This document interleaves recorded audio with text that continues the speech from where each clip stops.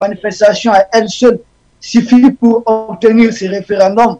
Je pense évidemment que non. Il faut continuer à manifester, il faut montrer que c'est le peuple qui tient à cela. Je ne suis pas de ceux qui cautionnent tout de suite qu'on ait vers un changement constitutionnel pour qu'un président soit là. Mais une fois de plus, pour moi, les questions démocratiques et autres, c'est des questions relatives à chaque pays. Pour moi, la démocratie telle qu'elle est miroitée, telle qu'on nous présente, elle n'existe pas. C'est moi qui le dis, mais mon langage que moi. Pour moi, ça n'existe pas. Vous allez voir que le système de gouvernance des Américains n'a rien à voir avec ce qui se passe du côté de la France, qui est une république, comme de l'autre côté, vous avez une république fédérale des États-Unis, du côté de l'Angleterre, où vous avez une monarchie. Donc, je ne pense pas que la démocratie existe en tant que telle. Ce qui compte, c'est une entente autour d'un système de gouvernance. Ce qui compte, c'est le bonheur du peuple. Comment vous allez obtenir votre bonheur? Est-ce à travers une monarchie? Est-ce à travers une république? Ou à travers un empire? Je pense que cela est propre à chaque pays. C'est relatif à chaque peuple. Donc, ce que longtemps la France nous a vendu, cette démocratie où on élit un président de la République, où ensuite lui-même il est contesté, son gouvernement est contesté, on va changer de ministre, un premier gouvernement va beaucoup voler, ensuite on va apporter un autre gouvernement qui va beaucoup voler. Je pense que ce sont des trucs qui ont montré leurs limites. Je pense que si le peuple centrafricain est sûr de tenir son Kadhafi, ou en tout cas, c'est pas la première fois, on a vu au Rwanda, où il y a eu une pétition géante pour demander à Paul Kagame, quand il était arrivé en fin de mandat, pour qu'il reste, et je n'ai pas vu de bruit dans le monde. Kagame est resté, je ne sais même pas, il est à combien de mandat aujourd'hui. Donc, je n'ai pas vu de bruit dans ce sens. Et même aujourd'hui, notre partenaire clé, M. Poutine, il est parti, il est revenu, il est au pouvoir. Du côté de l'Allemagne, le bloc occidental, nous avons vu Angela Merkel qui a fait 4 mandats. Ceci étant, je dis, je le répète, moi je ne suis pas dans un débat de 3e mandat, 2e mandat. Il faut défendre cela, c'est ce que veut le peuple. Si le peuple ivoirien avait marché, avait réclamé que Ouattara soit là éternellement, ça n'engage que le peuple ivoirien, mais ce n'est pas le cas. Il y a eu des morts d'hommes pour qu'ils se maintiennent. Maintenant, si le peuple centrafricain est réellement sûr de ce qu'il dit, il faut qu'il se mobilise davantage. Je ne crois pas que cette manifestation est suffisante.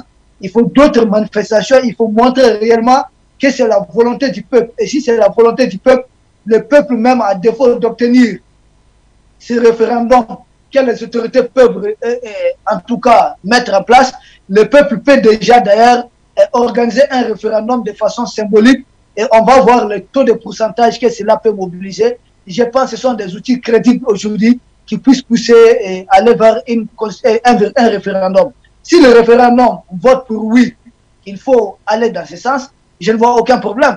Et si le référendum dit non, on ne peut que respecter la volonté du peuple souverain de la Centrafrique. Merci. Issa Diawara, ça dit que tout simplement, Jonathan Batengene, dans le contexte actuel, le référendum est le dernier recours pour trancher dans sur cette question de la révision, la réécriture de la Constitution. C'est le dernier recours, mais c'est aussi un mécanisme très important dans l'exercice auquel se livre désormais, devra se livrer le Centrafrique. Parce que si on doit passer à la forme finalement normalisée de l'État, il faut comprendre si les populations adhèrent à cette nouvelle vision, à cette vision de la normalisation. Est-ce qu'ils se sentent encore comme en situation de transition? C'est-à-dire, est-ce qu'ils veulent garder des institutions dépassées par le contexte actuel? Est-ce qu'ils souhaitent aller vers le contexte réel, c'est-à-dire ce que nous appelons une constitution d'un État normalisé, et c'est ce qu'est en train de devenir l'État du Centrafrique, et c'est aux populations donc de déterminer. C'est d'autant plus utile, c'est d'autant plus important que si le président Touadéra avait procédé par voie parlementaire, on aurait pu soupçonner qu'il se soustrait à l'exercice populaire parce qu'il sait que la décision est impopulaire. Et donc, l'impopularité dans le contexte actuel, on parlerait d'illégitimité. Ce serait comme fuir la contestation qui sommeille dans la population. Et c'est d'ailleurs pourquoi ça répond à une des préoccupations que vous avez citées, cette organisation qui dit être pour la défense de la Constitution. Oui, cette bloc, organisation républicain, c'est comme ça. Le BDRC, ce bloc, s'il est pertinent, pourrait avoir, dans le cadre de sa campagne pour le non, pourrait avoir un suffrage assez important, voire même pourrait obtenir la majorité et finalement un refus de la population. C'est le mécanisme le plus direct. Or, s'il passait par la voie parlementaire, il se soustrairait à cet exercice. Et là, on pourrait soupçonner que c'est une décision illégitime. Et on aurait encore en tête que tout s'est passé au niveau des amis du président Touadéra. Puisque la majorité la majorité au Parlement. Donc, on se dirait que c'est une affaire de copains, ils se sont entendus, ou bien ils ont été corrompus, comme ça. Ça se laisse généralement subodorer dans le cadre africain. Et ça donnerait à cette démarche beaucoup moins de crédibilité, peut-être. De crédibilité, au niveau tant national qu'international. Or, la voie référendaire permet de résoudre cette question. Parce que dans la voie référendaire, c'est une élection qui est organisée pendant laquelle il y a la campagne du non qui est menée par les défenseurs du non et il y a la campagne du oui qui est menée par les défenseurs du oui. Alors, c'est une très belle précision parce que pour beaucoup de nos concitoyens dans les pays d'Afrique francophone, pour référendum, ils en entendent parler, beaucoup ne sont pas habitués. Et donc, vous faites bien de préciser qu'il n'y a que deux choix possibles. Le oui ou le non, pendant le référendum. On a vu par exemple le référendum organisé pour la Crimée. Beaucoup vont dire oh, la Crimée c'est l'annexion. Non, on a vu le référendum organisé unilatéralement par les indépendantistes catalans et on a vu les résultats. Au Cameroun, le référendum pour la réunification. Si on retourne à cette époque, les Camerounais, c'est une situation très difficile à vivre, donc beaucoup ne veulent pas se remémorer cela. On a vu des référendats être organisés de partout dans le monde. Il y a eu des référendums. Le dernier référendum, par exemple, en 2011, les États-Unis ont accueilli un État, un nouvel État dans je crois, le Costa Rica, qui devenait un nouvel État. C'était au thème d'un référendum. Les procédures référendaires permettent aux acteurs de librement battre campagne pour un choix ou l'autre dans le cas d'une décision qui engage la nation. Et puisque dans le cas d'espèce, il s'agit de la réécriture, de l'adhésion collective à une vision normalisée de l'État centrafricain, le mécanisme le mieux adapté serait la voie référendaire. Les autorités centrafricaines sont en train là de donner un bel exemple de respect des procédures légales, mais surtout des procédures démocratiques dans le cadre de la réforme de l'État centrafricain. On a vu le président Touadéra souffrir quand même d'une décision négative du Conseil constitutionnel. Il est clair qu'il avait tous les arguments pour dissoudre les institutions quand il a pris le pouvoir pour réorganiser cet État, mais il a décidé d'y aller étape après étape. Aujourd'hui, la nécessité d'un référendum pour parvenir à un État normalisé se pose en Centrafrique. Ça se pose et on voit les manifestants qui se mobilisent de plus en plus. Je suis d'accord avec mon frère Diawara, que je salue d'ailleurs en passant, parce que si ces manifestations, on reste juste avec une manifestation, ça donnera l'impression d'une situation arrangée, d'une adhésion fabriquée, d'une opinion manipulée. Et c'est les arguments qui seront avancés par le camp adverse. Par contre, s'il y a une mobilisation permanente, une mobilisation importante et d'envergure nationale, c'est-à-dire pas seulement sur Bangui, mais sur l'ensemble des régions du pays. On l'a vu au moins sur 3 villes. Nos envoyés spéciaux nous ont rapporté des très belles images d'ailleurs de la ville de Pambari notamment. Je crois qu'on aura peut-être ces images. Il faut, comme le disait mon frère Diawara, il faut que ces manifestations s'intensifient sur l'ensemble du pays pendant au moins 1-2 semaines pour que les gens ressentent la pression populaire, l'adhésion populaire qu'il y a dans ce projet référendaire. Très bien. Général Issa Diawara, je reviens à vous une fois de plus. Vous êtes un habitué quand même des organisations, de l'organisation des manifestations, il faut bien le dire, d'où votre surnom de général. Alors aujourd'hui, en RCA, est-ce que vous pensez que telle que la dynamique est partie, les organisateurs de ces différents mouvements pourront tenir quand même là-bas jusqu'à ce qu'ils trouvent satisfaction, puisque le dernier mot revient bien sûr au chef de l'État? Oui, mais effectivement, les organisateurs ont un objectif. L'objectif, c'est très clair. Nous le savons, c'est la tenue de ces référendums. Oui. Donc, je pense que vouloir perdre du temps ne peut jouer que contre eux. Aujourd'hui, vous et nous avons fait une émission, M. Bachir, je ne sais pas si vous vous souvenez, j'avais dit cela avant que le Conseil constitutionnel ne tranche. Oui. Peut-être que le président Touadéra n'avait pas pris conseil ou bien n'avait pas pris note. Normalement, il a des conseillers qui sont censés en tout cas suivre les médias panafricains. Oui. Forme institutionnelle, il fallait engager une enquête de moralité sur les juges de la, juges de la Cour constitutionnelle. Tout à fait, vous l'avez dit, je m'en souviens. Tout à fait. Oui, je l'avais dit, je reviens aujourd'hui là-dessus. Ce sont des juges que lui, il a trouvé sur place. Et vous et moi, nous sommes ici en Afrique, nous savons comment les choses fonctionnent. Des juges qui doivent leur nomination à qui? Nous le savons. Des juges qui doivent aujourd'hui rouler pour qui? Nous le savons. Ce n'est pas à nous de le dire par respect au peuple centrafricain. Parce que moi, je tiens vraiment au respect, à la souveraineté de chaque peuple. Nous ne faisons que des analyses. Premièrement, il fallait d'abord travailler sur ces juges avant de leur confier, en tout cas, de statuer sur la destinée du pays. Est-ce ces juges-là, une enquête de moralité est fiable? Aujourd'hui, je pense que l'État nous donne raison. Pourquoi? Vous avez la présidente de la Cour constitutionnelle à qui on a signifié qu'elle doit être à la retraite. Elle proteste cela pour rester dans les jouissances, pour rester dans les bonnes grâces de la présidente de la Cour constitutionnelle. Et quand on arrive à cet endroit, c'est très grave. À ce niveau, c'est très grave. Est-ce qu'elle est aujourd'hui crédible? Est-ce le jugement qu'elle a rendu, est-ce que cela est crédible? Moi, je pense, est-ce qu'il faut valider ce jugement? Les autorités centrafricaines, en tout cas les conseillers du gouvernement centrafricain doivent se pencher de ce côté. Ça, c'est la première chose. Ça, c'est la question de droit.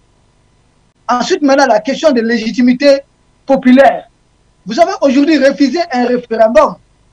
Refuser un référendum, même s'il n'y a pas de manifestation, le président Touadéra peut bien sûr consulter le peuple.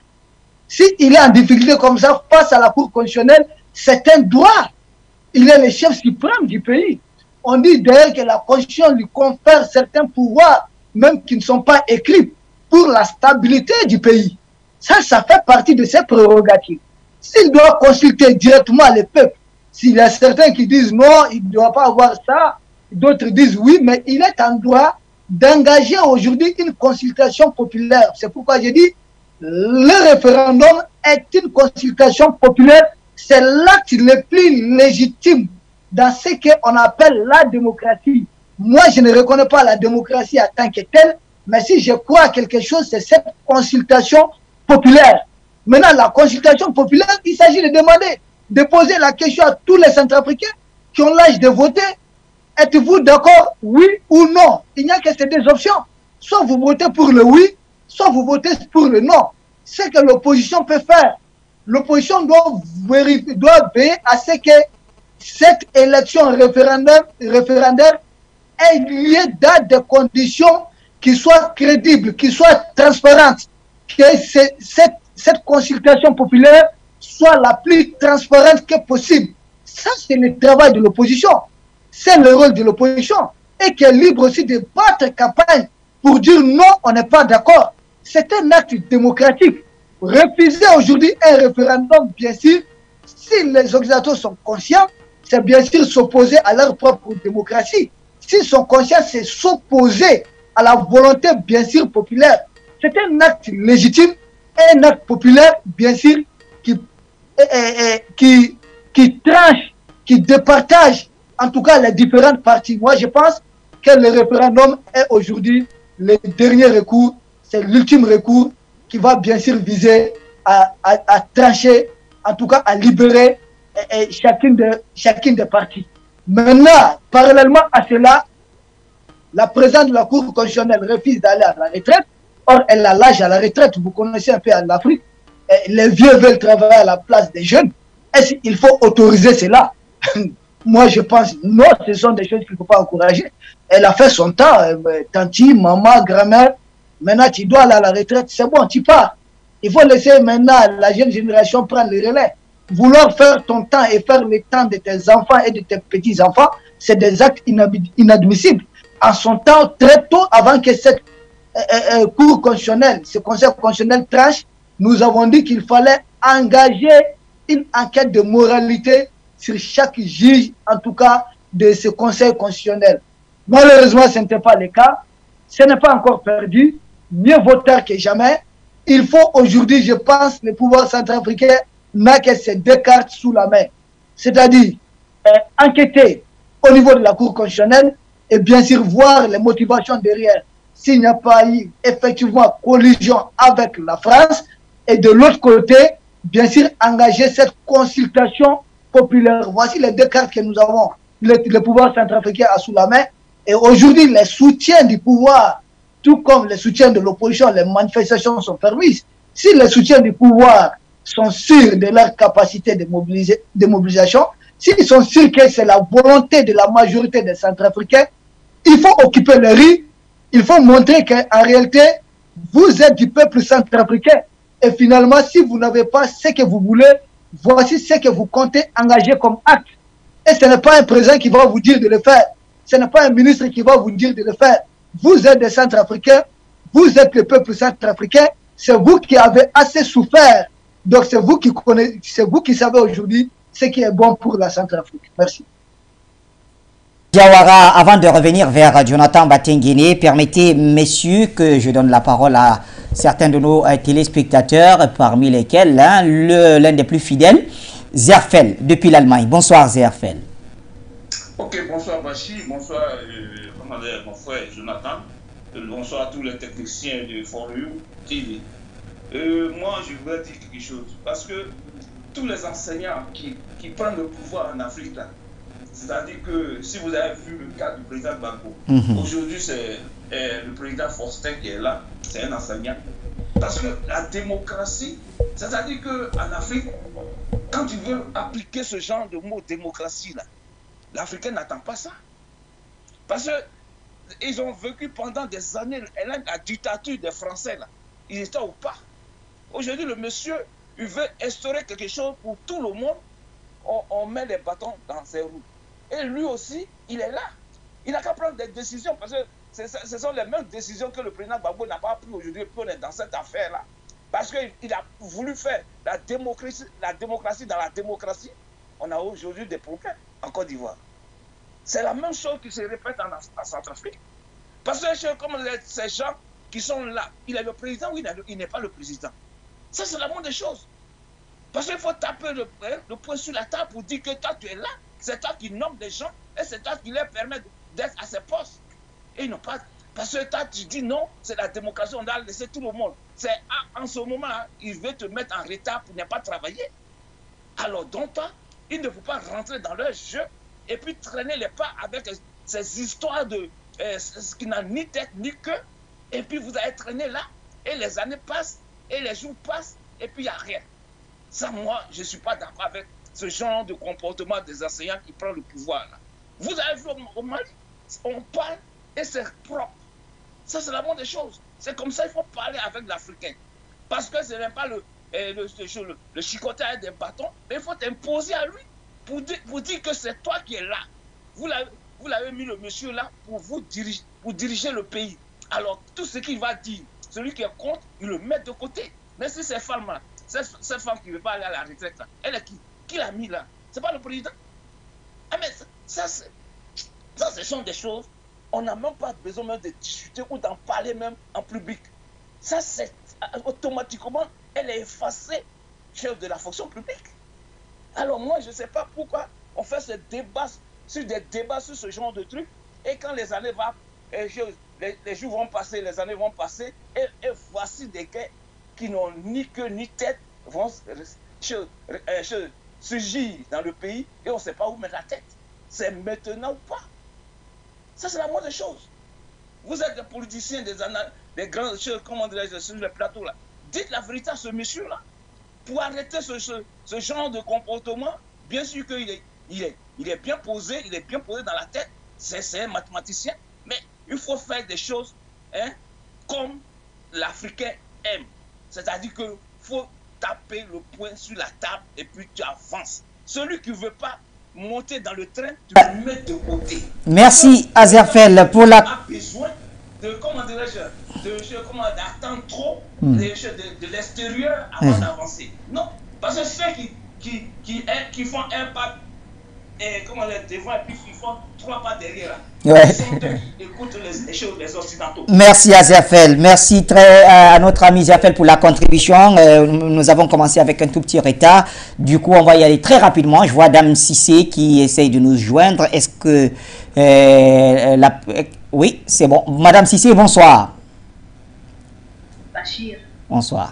Bonsoir aussi à tous les téléspectateurs. Merci. Bonsoir aussi à tous les panélistes. Vous savez, le président Touadéra, il est en train de pêcher. Parce que je disais comme ça qu'il y a des mots MOTS qui nous fatiguent en Afrique.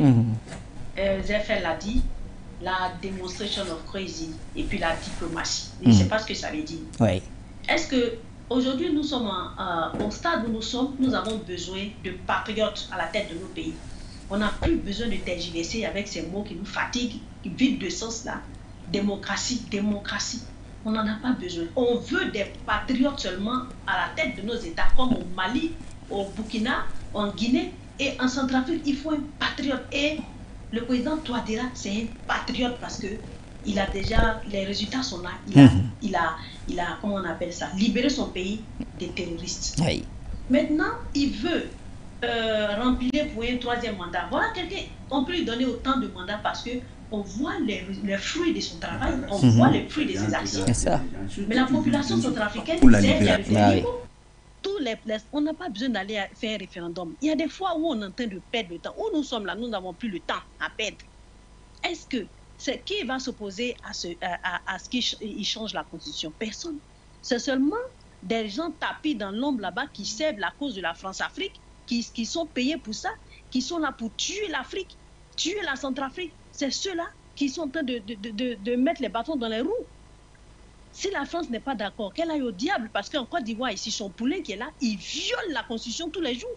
Il n'y a pas un jour où la Constitution ivoirienne n'est pas violée. Pour son 3e mandat, il a tué plus de 300 morts. Pour qu'en 2000... Donc, vous comprenez que nous n'avons... Le président centrafricain, il est libre de changer la Constitution comme il veut. Si les lois le disent, il doit le faire. On n'a plus le temps. Nous avons besoin de patriotes à la tête de nos États. Le reste là, c'est l'histoire de... Avant d'être panafricain, il faut des patriotes à la tête de l'État. Et Touadéra ne doit pas tergiverser. Merci, Bachir. Très chère Dame Cissé pour la contribution. Le standard, il reste ouvert. À tout moment, on pourrait y retourner. Mais je voudrais tout de même, avant peut-être de repartir vers nos appelants, pour ne pas oublier, cher Batenguene, pourquoi l'opposition refuse-t-elle, ne veut pas entendre cette question de réécriture de la Constitution? Est-ce qu'il y a des sous-entendus? Oui, il y a un sous-entendu. Le premier, c'est qu'ils ont regardé, ils ont scruté le landerneau politique du Centrafrique, loin d'être messianistes. Hein, et nous tenons à rassurer les panafricanistes et tous les Africains de ce que la limitation des mandats, et nous, vous allez faire une sorte de feedback. Depuis que nous intervenons, du moins pour ma part, je n'ai jamais été un défenseur de la limitation des mandats. Oui. Je ne défends pas cette affaire parce que je ne considère pas ça comme un principe cardinal de gouvernance. Oui, vous l'avez très souvent dit. En fonction de certaines circonstances, on peut limiter le mandat pour atteindre certains objectifs, un peu comme la contre-signature avec la transition centrafricaine. Cependant, dans le cadre centrafricain, la limitation de mandat va essentiellement permettre de limiter le potentiel d'accession ou bien de maintien de l'État, de direction de l'État par un patriote. ça va faire que il faudra, pour la prochaine élection, trouver quelqu'un dans le parti au pouvoir ou bien parmi les partisans du président Touadéra qui pourra tenir la dragée haute. Or, la surprise avec Madame Darlan, la surprise n'est jamais la seule qui peut survenir. C'est que ça peut se multiplier. Oui. Donc, des acteurs peuvent être avec le président Touadéra, mais qui ont une vision égocentrique du Centrafrique.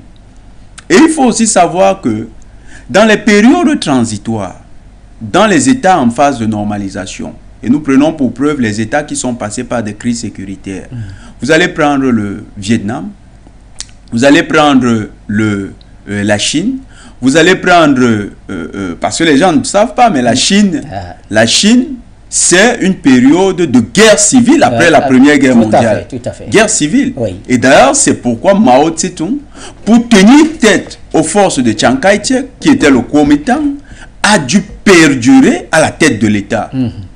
Quand vous prenez dans cet État-là, vous prenez également la France, oui, avec De Gaulle. La longévité du dirigeant dans les situations post-crise permet de stabiliser l'État. Oui.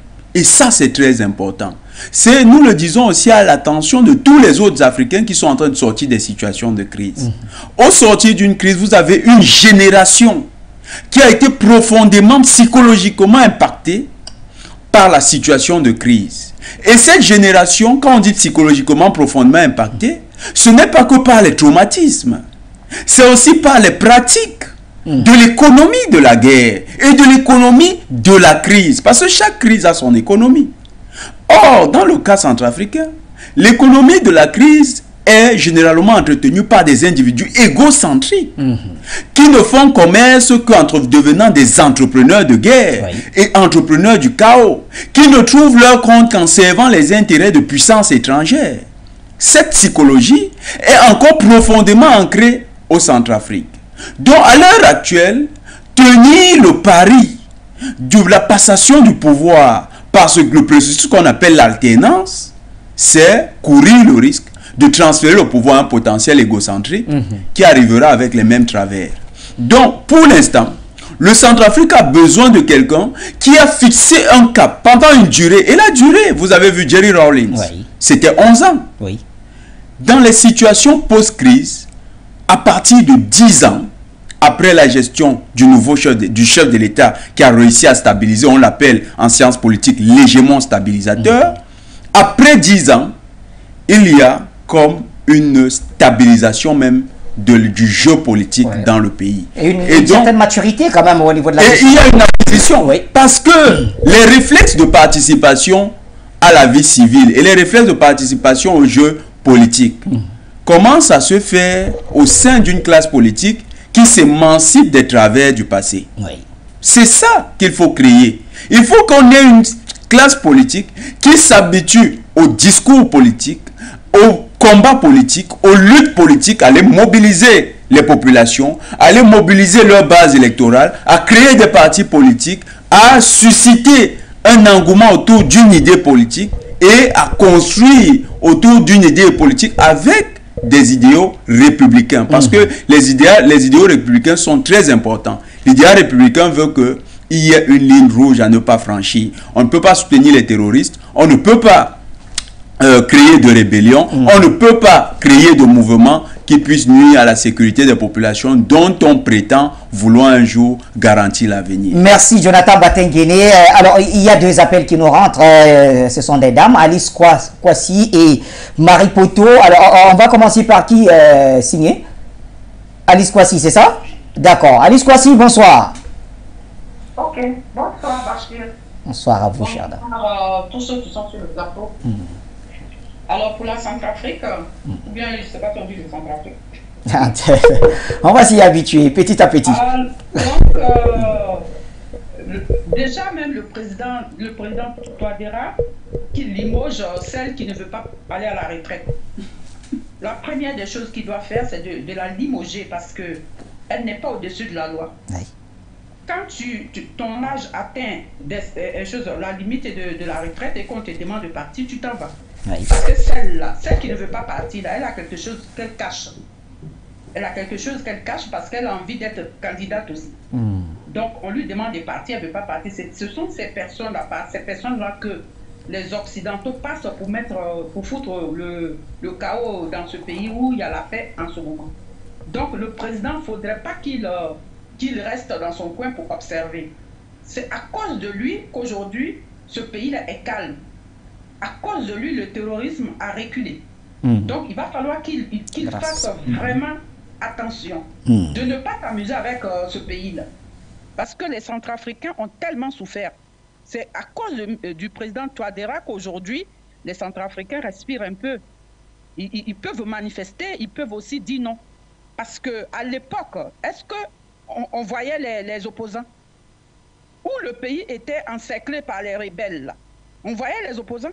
Si aujourd'hui il y a une opposition dans ce pays, c'est parce qu'il y a la paix. C'est pour ça que les opposants peuvent aussi dire qu'ils veulent être candidats.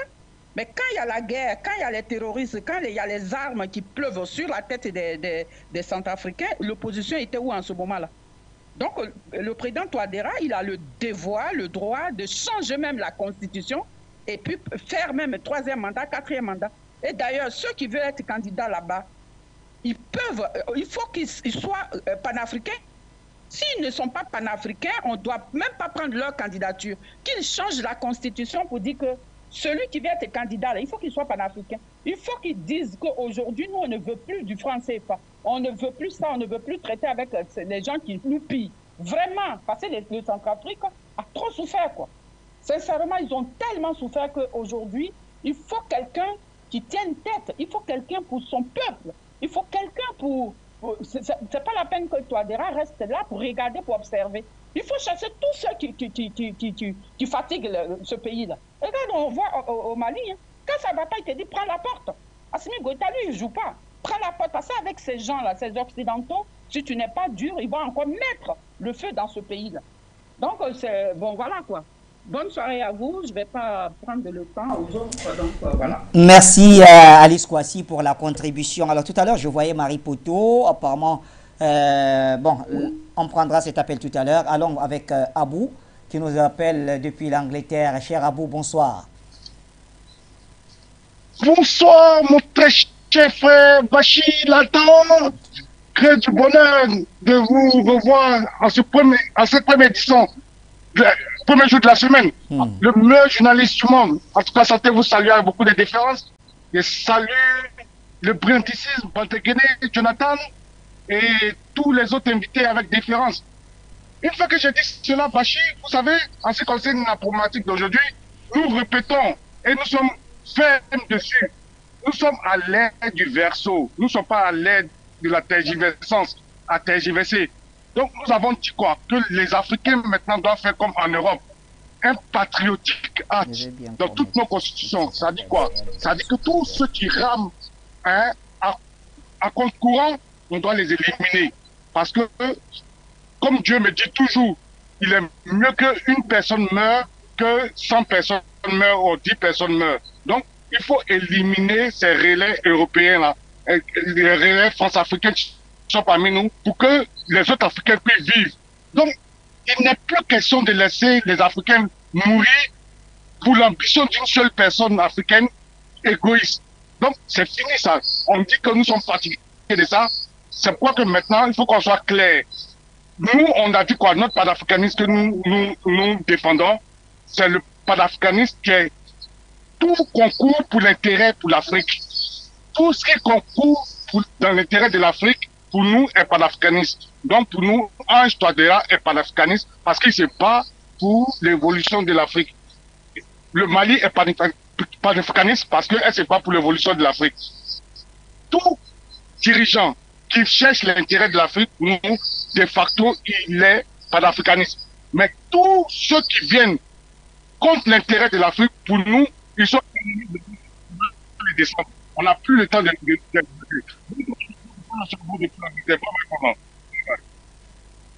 Merci, cher Abou d'Angleterre. pour la contribution. On reste au téléphone et on donne le dernier mot à notre chère Marie Poto. C'est par elle que nous fermons le standard. Marie Poto, bonsoir. Bonsoir, Monsieur Bachir. Bonsoir à tous vos invités et bonsoir à toutes les combattantes et tous les combattants qui sont là en commentaire. Merci pour cette magnifique occasion qui me permet de donner mon avis suite à la magnifique marche d'hier, demandant au président d'organiser très rapidement un référendum pour la réécriture d'une nouvelle constitution de la Centrafrique. Si aujourd'hui Madame Darlan est mise à la retraite, c'est pas parce que les gens pensent que c'est une stratégie qui tombe du ciel. Non, c'est un des plans B du président actuel. Donc il sait ce qu'il fait. Moi j'ai entièrement confiance au président Faustin Archange Touadéra. Après on ne peut pas aller plus vite que la musique ou bien imiter le Mali ou imiter d'autres pays. Chacun a son combat. Même si le combat est quasiment pareil, mais la population n'a pas la même façon de voir les choses. Peut-être qu'ils sont beaucoup plus courageux que nous là-bas, mais nous y arrivons. Il n'y a pas de souci. Il n'y a pas de souci. Si l'opposition existe, comme a dit la dame tout à l'heure, c'est parce que le président Faustin Archange Touadéra a mis les moyens afin d'installer une démocratie en RCA. Le président Touadéra a été réélu il y a de cela 1 an et demi. Et si on voit bien, les candidats qu'il a 2 fois battus aux élections ne sont pas prêts d'aller pour une 3e ou 4e fois aux élections en 2026. S'il y a élection, parce qu'ils ont tellement été battus, ils ont tellement de dettes et ils prennent aussi de l'âge. Donc récemment, leurs petits communicants ici en Europe multiplient des marches au niveau de l'Union européenne, un peu par-ci par-là, demandant à ce qu'ils soient renversés, c'est-à-dire ils exigent un coup d'État. Alors que tous aspiraient à une démocratie, tous étaient contre un coup d'État, étaient contre le fait de voir de nouveau nos parents prendre des balles perdues et courir ci et là. Donc là, ils savent que même si on repart aux élections, ils seront encore battus. Donc ils ont peur de cela. Et je suis déçue de voir des jeunes se lever, faire des marches, aller devant des institutions européennes, demandant le départ du président Touadéra, parce que l'Union européenne qui a été dans les urnes voter pour nous. Non. Donc là, déjà, il y a un problème. C'est-à-dire que ces opposants deviennent de plus en plus ridicules. Ils mettent de l'argent dans la communication. Ils exigent à la France de faire renverser le président actuel. Donc, il marche sur des œufs. Mais il sait ce qu'il fait. C'est un fin stratège.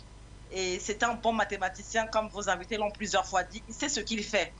Même l'histoire de la crypto-monnaie et beaucoup de choses, il sait ce qu'il fait. Mais je vous dis que les opposants qui n'ont rien à faire actuellement multiplient une communication malsaine.